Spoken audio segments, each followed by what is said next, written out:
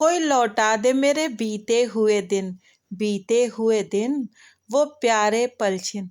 बीते हुए दिनों में आज बात करते हैं सन 1960 में आई फिल्म लव इन शिमला की। क्या आपको मालूम है कि ये साधना की डेब्यू फिल्म थी और इस फिल्म के बाद साधना जी सुपर डुपर हिट हो गई थी। इस फिल्म को प्रोड्यूस किया था फिल्मालय के शशधर मुखर्जी जी ने, जिनके बेटे जॉय मुखर्जी जी फिल्म में लीड भूमिका में थे। फिल्म को डायरेक्ट किया था आर के नैयर जी ने, जिन्होंने आगा जानी जी के साथ मिलकर के इस फिल्म की स्क्रिप्ट भी लिखी थी और यह उस समय की बहुत ही प्रसिद्ध फिल्म थी। फिल्म की कुछ और भूमिकाओं में थी अजरा जी, शोभना समर्थ जी और दुर्गा खोटे जी। फिल्म बहुत ज्यादा पॉपुलर हुई थी अपने समय में।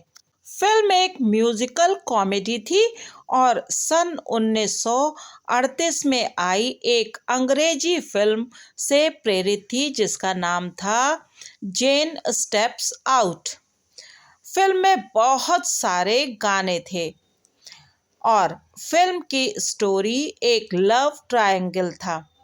आपने अगर एक फिल्म देखी है जिसका नाम था आईना, जिसमें अमृता सिंह जी और जूही चावला जी जैकी श्रॉफ जी के साथ मुख्य भूमिकाओं में थी, तो आप समझ लीजिए कि आईना फिल्म इसी फिल्म से प्रेरित थी।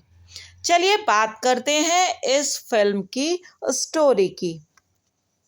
और हाँ, उसके पहले मैं वोक महिलाओं को बिल्कुल सावधान कर देना चाहती हूँ कि वो इस फिल्म की ना तो समीक्षा सुने और ना इस फिल्म को देखें, क्योंकि उन्हें ये फिल्म बिल्कुल पसंद नहीं आएगी।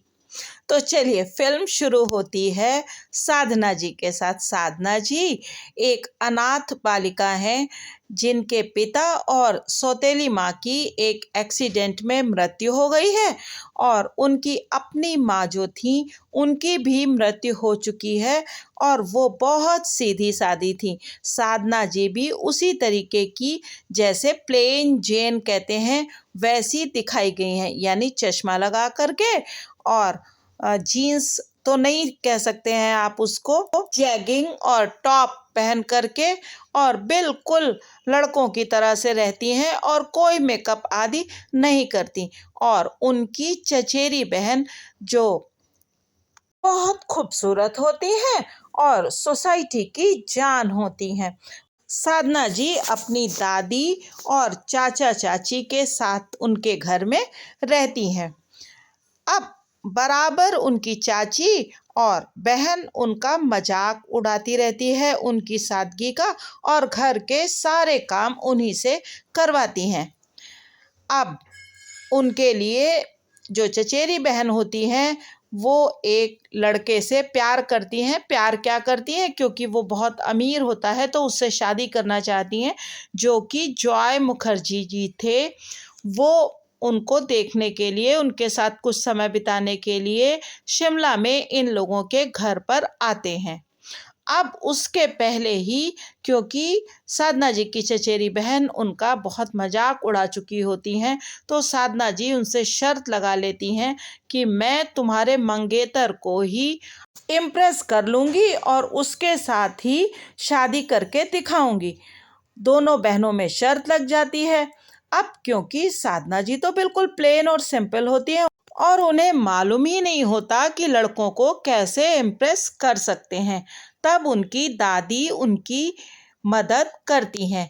अब यहाँ पर वोक लेडीज को बहुत दिक्कत होगी, क्योंकि दादी पहला काम ये करती हैं कि उनसे कहती हैं तुम चश्मा क्यों लगाती हो, और उनका चश्मा उतार देती हैं। फिर उन्हें मेकअप करने की टिप्स देती हैं और कुछ चलने आदि का तरीका बताती हैं, यानी उनकी वो गाइड बन जाती हैं।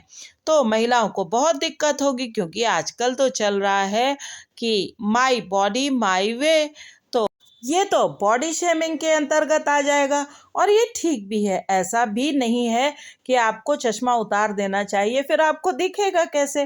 खैर चलिए, ये तो फिल्मों की बातें हैं।